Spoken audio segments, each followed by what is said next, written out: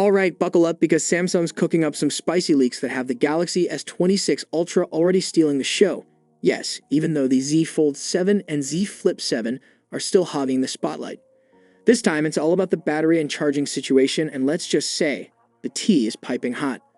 So here's what went down. A user on X, Twitter's rebellious cousin, asked Tipster Panda Flash if the Galaxy S26 Ultra would finally pack a 5,500 milliamp battery.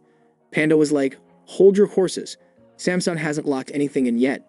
But if they do beef up the battery, don't expect more than 5,400 milliamps. So not quite 5,500, but hey, still an upgrade from the current 25 Ultra's 5,000 milliamps, right? Now that 5,000 milliamps in this 25 Ultra isn't exactly a couch potato. Reviewer Andrew Rick even said, not once did I find myself needing to top it off just for a few more minutes of doom scrolling. Mood. But before the deep dive into the video, a quick reality check. Over 98% of you watching right now aren't subscribed. That's wild. Hitting that button doesn't just grow this channel. It genuinely keeps me motivated to keep digging, scripting, and dropping the best leaks and updates before anyone else. If you made it this far, chances are you're into it. So why not make it official? Thanks, and let's dive in. But here's where Samsung's feeling a bit stuck in the past. Charging speeds. Yep, the S25 Ultra maxed out at 45 watts wired charging, which honestly feels like a 2019 deja vu. And according to Panda Flash, the S26 Ultra might stick to 45 to 50 watts too. So if you were dreaming of 65 watts and lightning-fast top-ups, better luck next year.